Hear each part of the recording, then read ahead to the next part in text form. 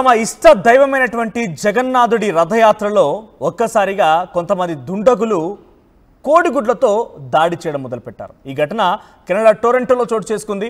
టొరంటోలో కొంతమంది హిందువులు జగన్నాథుడి రథయాత్రని ప్రారంభించారు. అక్కడ తమ ఇష్టదైవమైనటువంటి జగన్నాథుడి రథయాత్రలో భక్తి పాటలతో పరవశంలో మునిగిపోయి ఆటలతో పాటలతో చాలా కోలాహలమైనటువంటి వాతావరణంలో వారంతా కూడా జగన్నాథుడి రథయాత్రని ముందుకు తీసుకువెళ్తుండగా ఒకసారిగా ఆ ఎత్తైనటువంటి బిల్డింగ్స్లో నుంచి వరుసగా కోడిగుడ్లతో దాడులు చేశారట. రథయాత్రలోని భక్తులపైన కోడిగుడ్లతో అక్కడి దుండగులు విసిరారు. కెనడా టొరంటోలో ఈ ఘటన చోటు చేసుకుంది. ప్రస్తుతం ఈ దాడిని తీవ్రంగా పరిగణించింది భారతదేశం. భారత విదేశీ వ్యవహారాల మంత్రిత్వ శాఖ చాలా సీరియస్గా తీసుకుంది. ఏకంగా minister of external affairs spokesperson Randhir Jaiswal కూడా ఈ ఘటనని చాలా సీరియస్గా తీసుకున్నాము. మేము అక్కడి ప్రభుత్వాలను కూడా కోరుతూ ఉన్నాము. వివెస్టండ్ అక్కడ కొంతమంది వ్యక్తులు రికార్డు చేసినటువంటి ఆ విజువల్స్ ఇప్పుడు సోషల్ మీడియాలో బట్టబయలయ్యాయి. సో ప్రస్తుతం మనం చూస్తున్నటువంటి విజువల్స్ గమనించండి.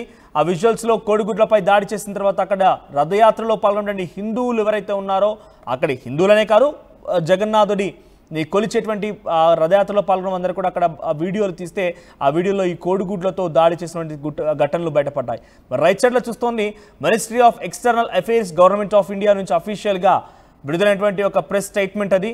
So in response to media queries regarding an incident during the Rath Yatra procession in Toronto, Canada, the official spokesperson Sri Randir Jaiswal said, we have seen reports regarding disruption created by mischievous elements during the Rath Yatra procession in Toronto.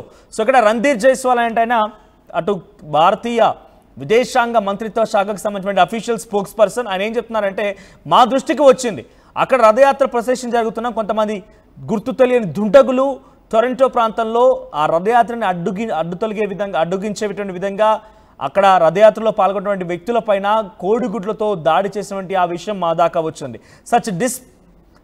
such despicable acts are regrettable and are against the spirit of the festival.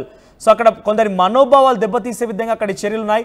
which seeks to promote unity, inclusivity and social harmony. So అక్కడ కొంత ఐక్యతని తమ మధ్యటువంటి భక్తి భావాన్ని అక్కడటువంటి ఆ సామాజిక దృక్పథాన్ని పూర్తిగా కూడా దెబ్బతీసే విధంగా కొంతమంది దుండగులు ప్రయత్నం చేశారు.